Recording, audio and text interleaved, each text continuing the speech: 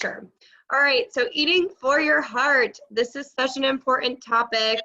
So if you want to learn a little bit how to clean your blood vessels, improve your overall well-being, and decrease risk of future heart attacks, you are in the right place. So I think a lot of people don't know this. Heart disease is the leading cause of death in the United States. So 1 in 4 people are going to die from heart disease. So maybe one of us, you guys. That's really scary. So it's very, very common. If you look at it mapped out over the United States, it's highly common in Ohio, but you know, not surprisingly, even more so down in the South, where they eat a lot of fried foods. So direct correlation there. So what is heart disease? Real quick, this is just a coverall term for a variety of different conditions. I'm gonna mute everyone. Okay. It's a coverall term for a variety of different conditions, such as heart attack, stroke, heart failure, high blood pressure. All of these can lead to heart disease. So when you hear that term, that's kind of what we're talking about. And if you look at this picture on the right, this is really what leads to heart disease. The buildup of plaque in your arteries over time, eventually leading to either a complete closure, and that can lead to heart attack or stroke, or just, you know, increased blood pressure caused by the buildup of these plaques. So that's what's going on there in that right picture. Oh, okay. So here are the risk factors. Of course, we need to talk about these. We have your modifiable risk factors. So these are the ones that are in your hands. You can control these: cholesterol, blood pressure, smoking, diabetes or insulin resistance, obesity, unhealthy diet, lack of physical activity, alcohol, and a high stress environment. And then there are the non-modifiable risk factors. So these are the ones you cannot change. You just got what you got, and that's your age, your gender, your race, and your family history or genetics. And a lot of times with especially cholesterol and blood pressure and that type of stuff, yes, it is genetic, 100%, but 80% of all heart disease is preventable. So these other factors, while that does play a role, these other factors overshadow those by a long shot. So real quick, I'm gonna go over a few of these different factors just so we're clear on like what they all are. So first is cholesterol. I hope you know what this is. I hope you're getting it checked when you go to your doctor. Above the age of 45, I believe they check it at least once a year. Prior to that, I think it might be every 5 years. I get mine checked every year because I think it's a good indicator of how you're eating, how you're taking care of yourself. I get mine tested every year. And if you listen to our webinar on the health insurance, you can get it tested for like 20 bucks at the LabCorp place. So it's, you know, it's super easy to do, so it doesn't have to be like an expensive thing. So great indicator of your health. So goal under 200 for your total cholesterol. Even better numbers to focus on are your HDL and LDL. HDL, H, healthy. LDL, L, lousy. That's how you can remember it. So you want your HDL as high as it can go and your LDL as low as it can go. So greater than 60 for HDL and less than 100 for LDL. So, you know, once again, over here on the right, you can see what it looks like as that cholesterol builds up in your arteries, eventually causing a complete occlusion. So, and diet does affect these. So saturated fat increases your LDL, and trans fat increases your LDL and decreases your HDL.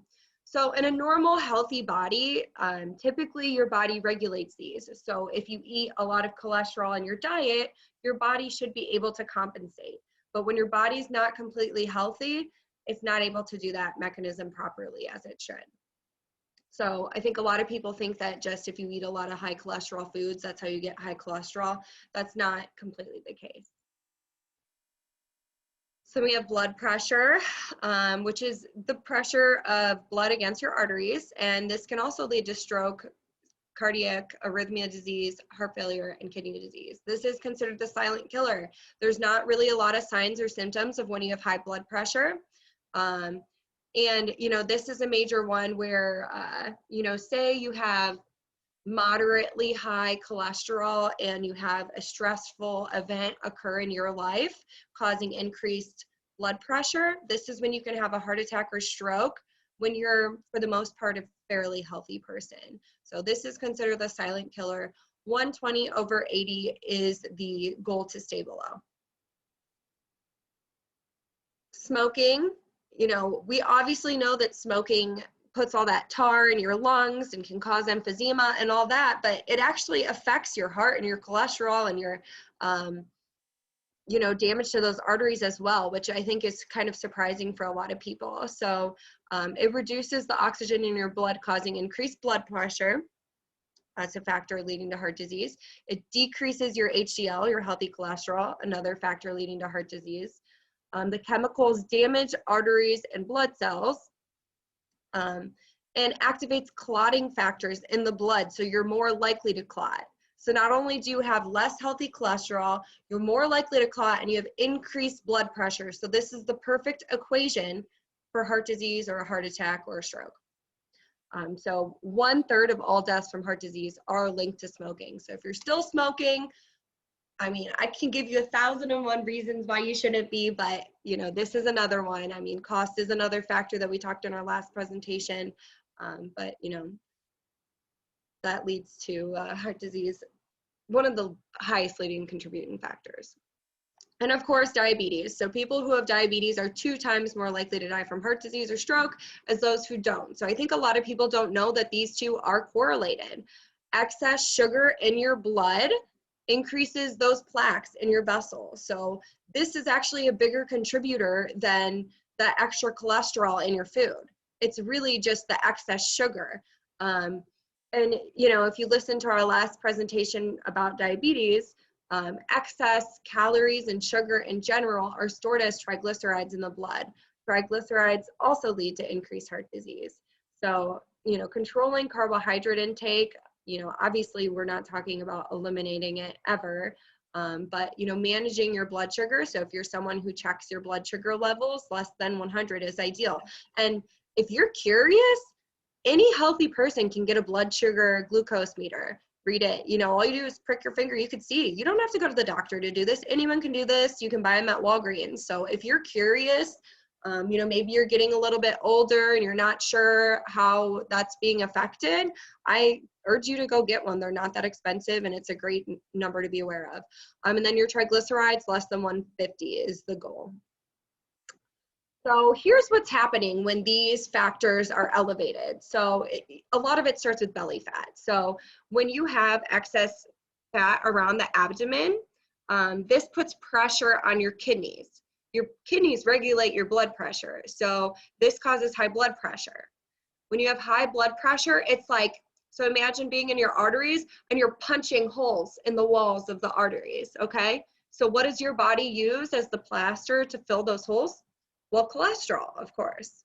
So your body's filling that with cholesterol. But if you have excess belly fat, that poisons your liver, causing that excess, that cholesterol that is being used as plaster is going to be LDL, the lousy cholesterol, because that's what your body's producing because it's not functioning in a healthy way.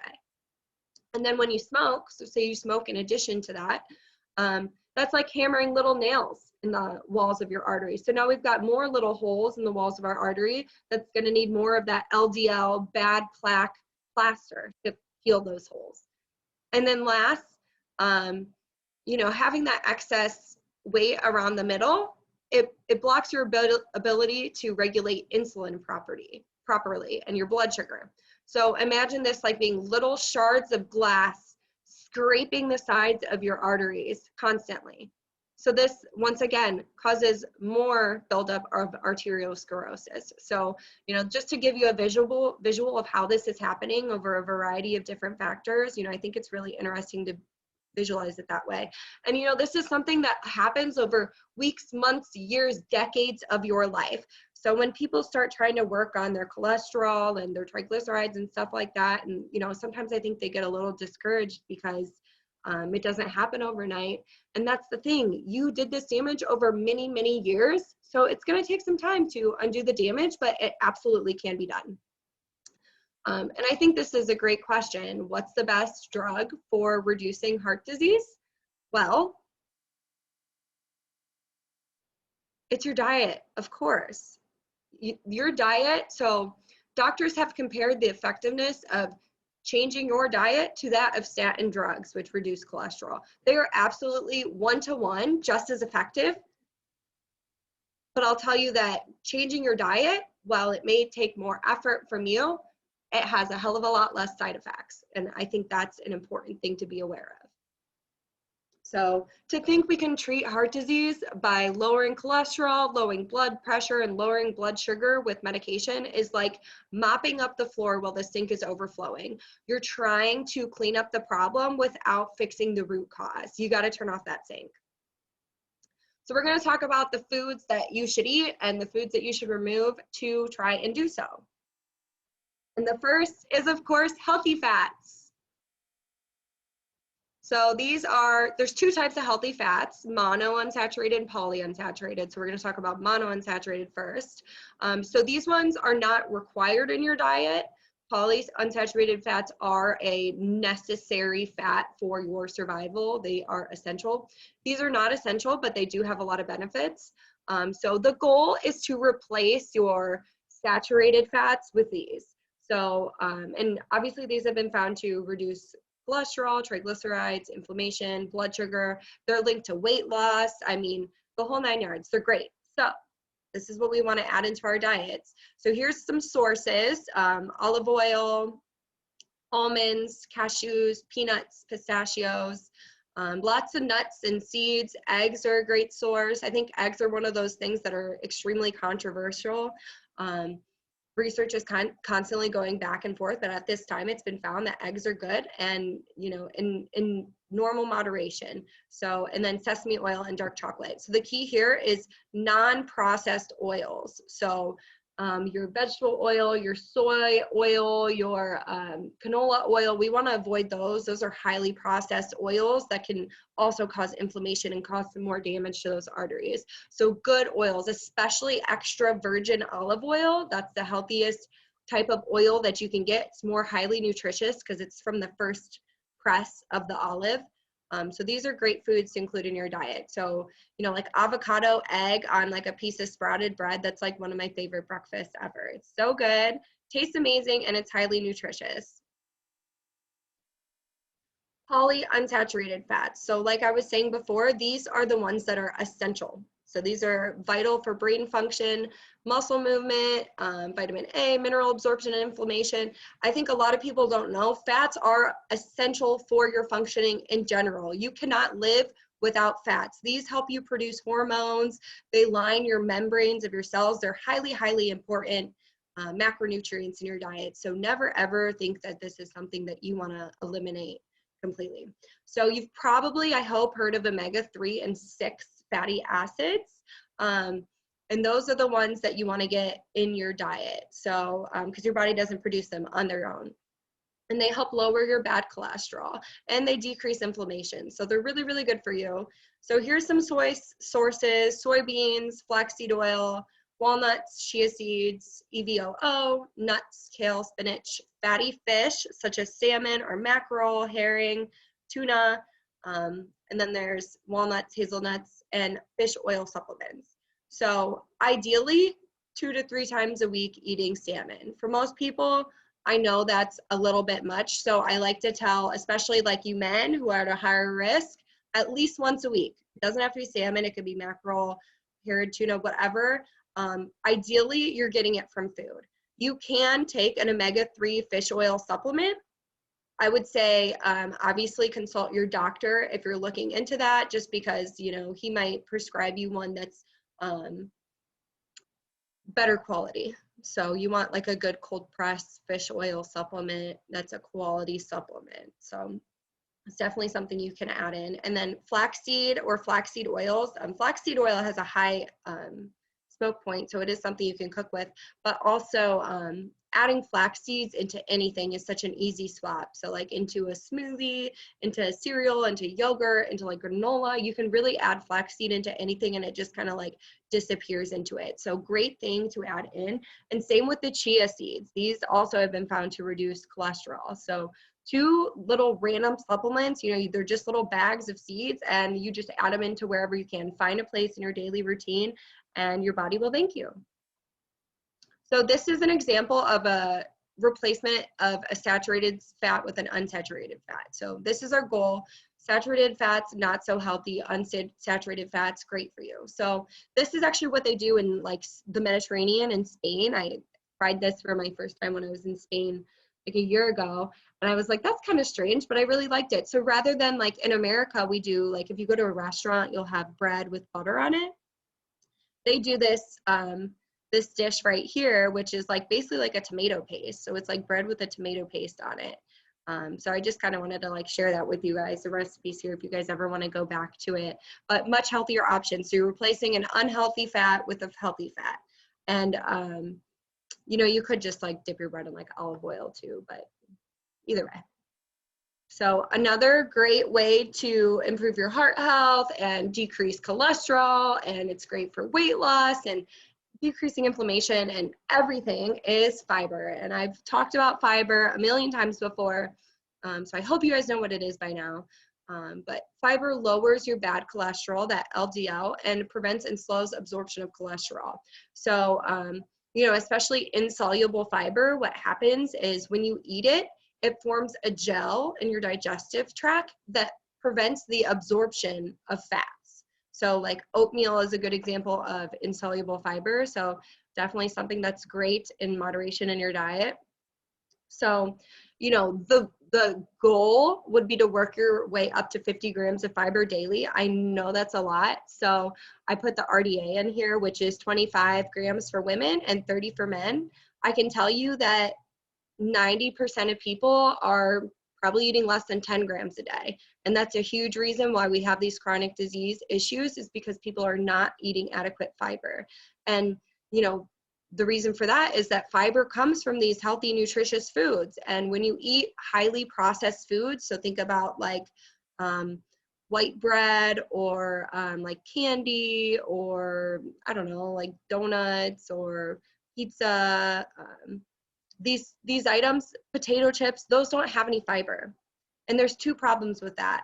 Like A, like you're not getting this highly nutritious, you know, which is great for gut health, nutrient, but when you don't get enough fiber, you don't feel full, but you're still eating those calories. So this is an example of why you can easily toss back 2,000 calories of potato chips. There's no fiber in there. You don't get full, but you're still getting the calorie. Now, if I asked you to eat 2,000 calories of strawberries, no way. You would like vomit. Like you couldn't do it. There are fiber supplements. I put this one over here in the corner, glucomannan. It's from the cognac root, which is actually what those miracle noodles are made out of. So this is a supplement you can take, but obviously always with your doctor's, you know, approval.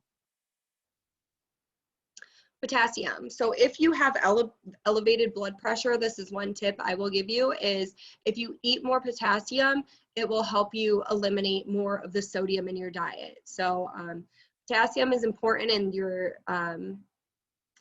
mechanisms with your heart, and it does interfere with a lot of medications, so that's something to be aware of. But yeah, if you have elevated blood pressure, especially if you don't want to have to take medication, you're like right on that border there, you could try eating more high potassium foods. And I think when people think of potassium, they typically think of bananas, but actually avocados are an awesome source of potassium. They actually have more potassium than a banana. So that's like a good little example of something you can add. But I mean, I eat a half of a banana in my protein smoothie every morning, so that's like another way to get it in if you don't want to just like eat a banana. Piece of sprouted toast with almond butter and banana slices, that's another great breakfast idea. So here are some proven diet interventions that have been widely researched. I just wanted to share these with you guys in case you wanted to look into them and kind of like work a little bit harder to follow them. The first is the Mediterranean diet. So this one has been the most highly researched out of all of the diets out there. There's actually a documentary about how people following the Mediterranean diet in Sardinia, Italy, it's called what's called a blue zone, where there's more centenarians than anyone in the world, so people who live over 100, and it's because they're following this diet, which is, you know, mainly healthy fats, low on like the red meats and proteins. It's kind of like a lower protein diet, very little white meat and red meat, few eggs, red wine in moderation, but lots of healthy fats, lots of fish, lots of nuts and seeds and EVOO, and of course a ton of fruits and vegetables. There is something called the DASH diet. If you have high blood pressure, your doctor might recommend this, and it's similar. Lots of veggies, fruits, low-fat dairy foods. And then the last, my favorite, is the Pegan diet. This is actually a diet that was developed by Dr. Mark Hyman, who previously worked here at the Cleveland Clinic. And it's basically a combination of the paleo and the vegan diet. So you avoid like dairy products and, you know, minimal meats. You still have meat, but not a ton, but mainly focus on fruits and vegetables and nuts and seeds. So it's very similar to the Mediterranean diet. So to give you kind of examples of how this might work in your day-to-day life, I just wanted to like throw out like some meal ideas here. Like, so if you were to have sprouted grain toast with avocado, tomato, and an egg, that would be a really good breakfast, or oatmeal with slivered almonds and berries. And if you guys are wondering what sprouted bread is, so basically what happens when they make sprouted bread as opposed to normal bread, when the grain is made, rather than being immediately processed, they allow it to sprout. So literally like turn into like a little sprout, and then they grind it down. So what this does is it is easier for your body to process, so it's not as kind of rough on your digestive tract, since a lot of people are having a lot of inflammation from your typical gluten and grain breads. So it breaks down that inner coating of the germ so that you're able to pass it through your digestive tract easier, and you're actually able to absorb the nutrients from the bread better. So if you can find sprouted grain bread at your grocery store, I highly recommend that as a healthier swap to any other bread, even whole wheat bread. Like one brand is like East Kazeel. I don't know if you guys have heard of that. There's a bunch of different brands now. I don't know if I do. Yes, they do sell sprouted bread at Aldi's, so they do have it there now. So just keep your eyes peeled for that word sprouted. It's a great option. So here's an example of a lunch. Rather than like a protein, maybe putting some chickpeas on there and some tomatoes, and just doing olive oil and vinegar. Salad dressings are a major source of trans fats. So if you see a salad dressing that is like liquid at room temperature, read the ingredients. If your salad dressing has vegetable oil, soy oil, canola oil, toss it out. That's yuck. That's garbage. You don't want that. You want your salad dressings to be based in olive oil or avocado oil. That's it. The rest of that, that's all trans fats. That's garbage. The reason why they don't solidify when you put them in your refrigerator is because of those trans fats. Those are highly rancid fats that are keeping them liquid when they should not be liquid.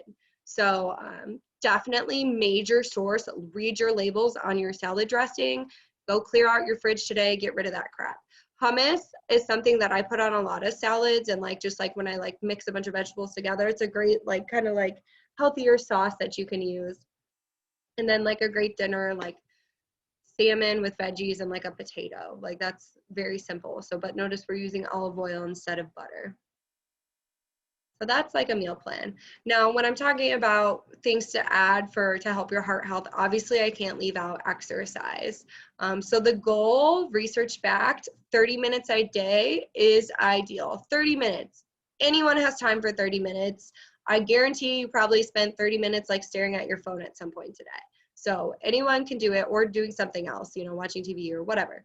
Anyone can do 30 minutes a day, and it doesn't have to be like running a marathon. It could be, you know, look over here, brisk walking, yoga, aerobics, whatever.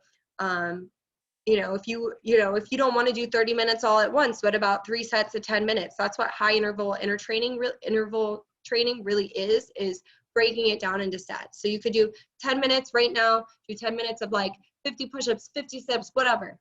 Get up, relax, let your heart rate come back down to normal, and then in 2 hours do that again. Do that 3 times a day, and you knocked it out. Done. So that's just another way to look at it. I think when people look at exercise, it's like, oh, I'm gonna go spend an hour in the gym, and it's gonna be so long, I'm gonna have no time, then I have to shower, it's gonna ruin my day. Like, that's why they don't go. So mentally break it up into something much smaller, and it's not gonna feel like such a hurdle. But it is a necessity. You have to move your body. And that was another kind of point they made when I was watching the documentary about the centurions and the blue zones in Italy. They move every day. They're walking upstairs, they're walking around town, they're, you know, pushing their wheelbarrow on their farm. And I know that's not necessarily realistic in our lifestyles today. You know, most of us sit at desks or, you know, are in not highly active roles. So we have to work a little bit harder for it. So, you know, you do have to move your body. We're designed to move. And if we don't, that's when disease sets in. That's just the reality of the situation. And of course, I have to touch on stress. So stress alone can cause a heart attack. That's what I was talking about before. Your stress can increase your blood pressure, cause inflammation, raise your cholesterol, all of that, and result in a heart attack, just like that. So this is why, like, a lot of my guys that I work with over the age of like 45, constantly stressed. I really worry about you guys because, you know, this is what's going to happen. You have to find ways to relieve your stress. And I know you guys tell me I don't have time or whatever, but you're going to have to make time, because if you don't make time, you're going to run out of time. And I know you can make time. I know you can. It's a matter of making that decision and wanting it. You have to realize the benefits of it. So, you know, while I don't expect everyone to go meditate or do yoga, you know, maybe for you it's walking in the park, or, you know, someone else, it might be like reading their Bible, whatever makes you feel relaxed. Our bodies are constantly in a highly stressed state.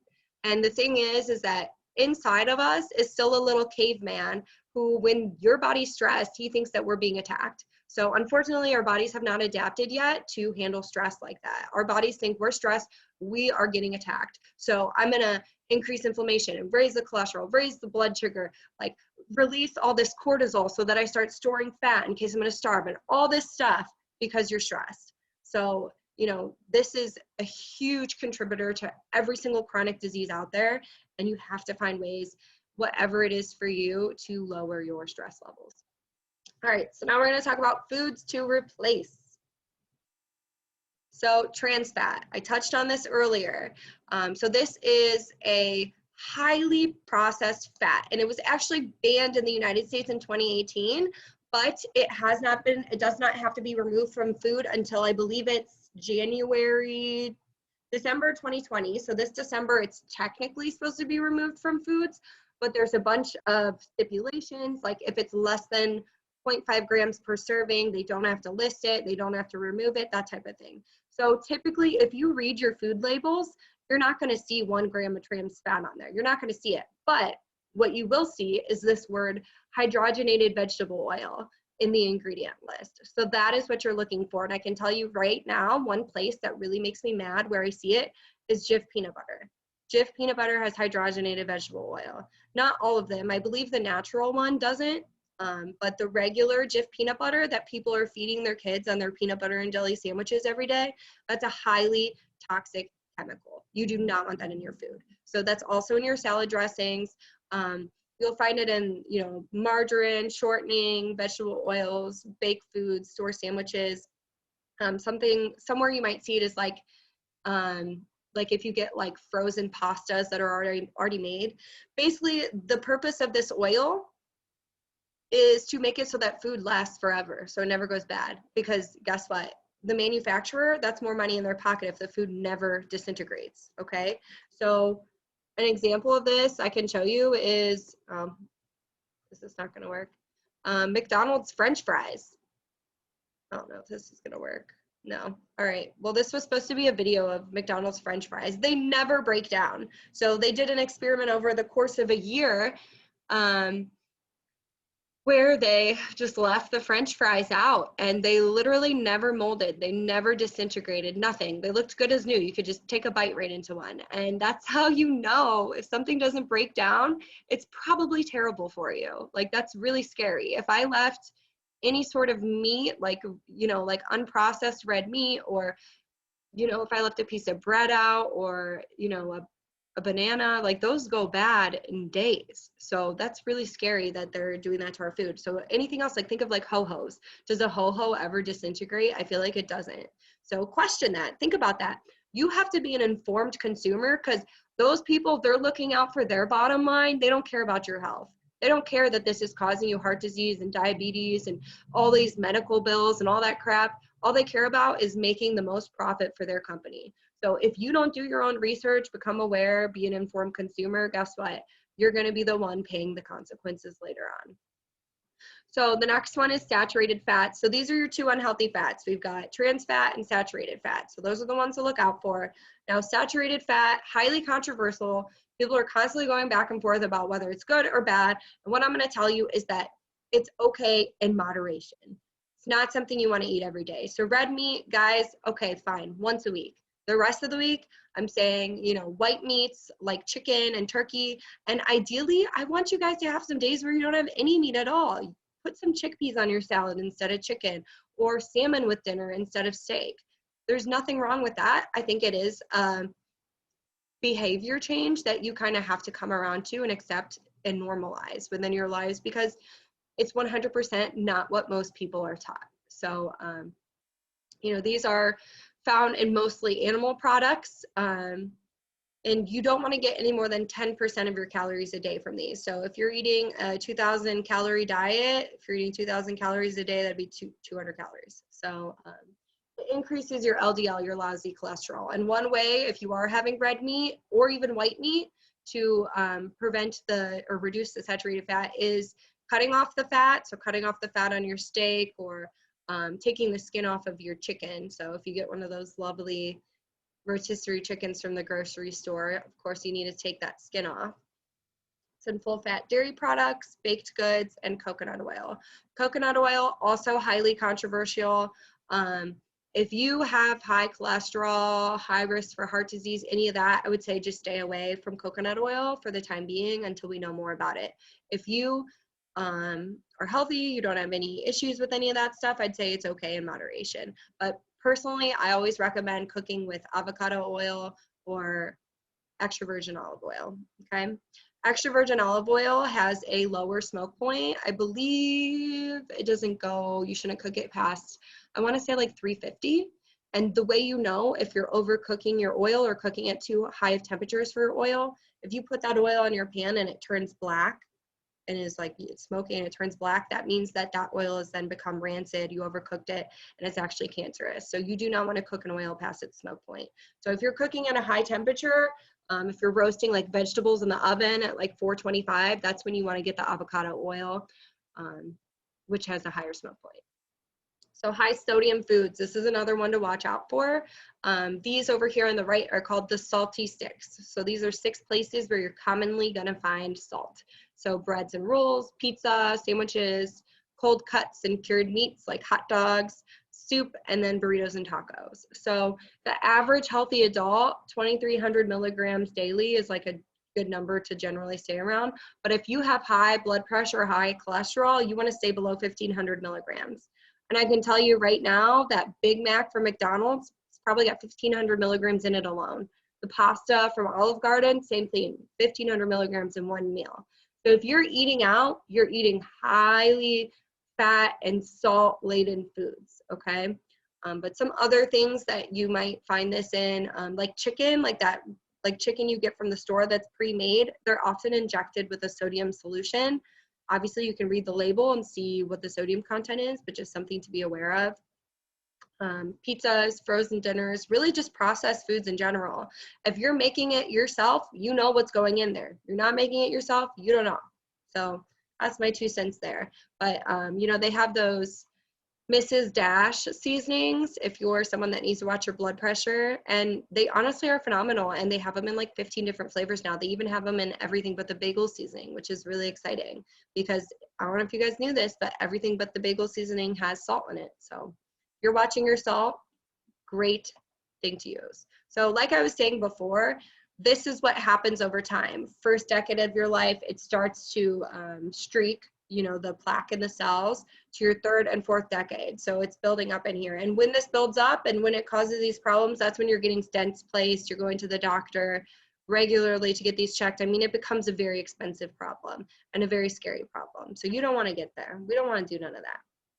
So there was an EPIC study done of 23,000 people. If a study is that big, you know it's a very reliable research. If you see a study and it's like 5 people in a group of 10 people ate a banana and they're healthier, okay, that's not very good research because that's a very small sample size. So this is a pretty reliable study. And they tested the adherence of these 4 behaviors on these 23,000 people. Exercising 3.5 hours weekly, so that's a half hour per day. A healthy diet of fruits and vegetables, beans, so just eating a balanced diet. Quitting smoking or not smoking at all, and then maintaining a BMI below 30. So that's based on your weight. You can like just Google what's my BMI and it will type in your weight if you're curious. So by doing these 4 behaviors, it decreased 93% of all diabetes, 81% of all heart attacks, 50% of strokes, and 36% of all cancers. So that's pretty freaking awesome. 36% less chance of cancer. I mean, I would take that any day, personally. So here's some other important steps to take, just that I haven't touched on yet, which is eating protein with every meal. First off, this is gonna lower those spikes in blood sugar. So like we talked about, when you have high blood sugar, that scrapes those linings of your arteries, causing the buildup of the plaques. So you don't want to do that. So if you eat protein with every meal, especially breakfast, this is going to avoid large increases in blood sugar. When you eat carbohydrates alone, your blood sugar spikes right back up. If you pair it with a protein or a fat, that kind of minimizes the spike. So always eat that with something else. Obviously, you can have lean animal proteins like fish, turkey, chicken, and even vegetable proteins. So don't write those off, like a little edamame on a salad, chickpeas with tomatoes and cucumbers, tofu I had for dinner last night instead of like doing chicken with my veggies. Like, open your mind to these new possibilities. I know it's different, but it's better for you and it's gonna help you live a longer and healthier life. So combining protein, fat, and carbohydrates, like I said, never eat carbohydrates alone. And for the same reasons, avoid white flour and white sugar. Those are simple carbohydrates. They break down, blood sugar spike, crash. Not good. That's what's causing these problems in the plaque buildup. I don't even own white flour or sugar in my house. If I'm using flour, it's either I have a thing of whole grain flour, I have a thing of coconut flour, and I have a thing of almond flour. And you can do oat flour too. And all that is putting oats in your blender and or food processor, and it turns into flour. So no need. You can replace white flour with any of those in any recipe. And refined white sugar, same thing. Honey or maple syrup are a little better. There's coconut sugar, but ideally just not really adding a lot of sugar to your foods. Obviously avoiding processed foods, sugars, juices, all those things, once again, causing that major spike in blood sugar. And then reducing alcohol. I don't think a lot of people know this, but increases triglycerides and fat in your liver. And once again, we talked about how, if your liver is toxified, you're creating more LDL cholesterol, the lousy cholesterol. And don't allow yourself to get hungry. So this is what I see with a lot of my people that are working really hard. They're on the go all day long. They don't eat all day long, and then they come home and they gorge themselves. Not only does this cause a huge influx in the blood sugar, but they end up overeating because they've been so starved and deprived all day long that then they eat constantly for the next 4 hours straight before they go to bed. And that's not a good habit to have. So graze. If you're on the go, bring things with you. Bring packs of almonds, like turkey jerky, nuts, seeds, whatever, hard-boiled eggs, whatever you can do. There's options out there. You just got to open your mind to them. And then, of course, lots and lots of vegetables. So I made a little checklist for you guys. I love setting goals. So print this out or just write it down. And these are your steps you can start taking to reduce your risk of heart disease. So maybe just focus on one right now. Maybe you're not doing any of these. Okay, well, maybe just focus on 30 minutes of movement every day for the next month.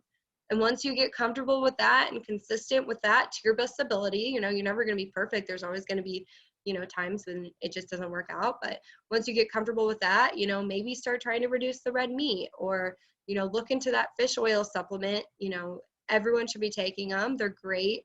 addition to the diet, adding that high protein breakfast, whatever you want, it'll help. So I took this cartoon from Armin's presentation because I loved it. It's not your genetics, it's what you're putting in your body. So put better food and nutritious foods in your body, exercise, and you 100% can prevent and reverse any heart disease or risk of heart disease in your future. And that is all. Does anyone have any questions? I liked all your pictures. Those were fun. Oh, thank you. You're welcome. All right. Yeah, thank you. It was very entertaining and knowledgeable. Oh, thank you. Thank you so much. You're welcome. All right. Well, thanks for joining, y'all. Thanks, Caitlin. Oh, yep. Have a good weekend. All right. Bye. Bye.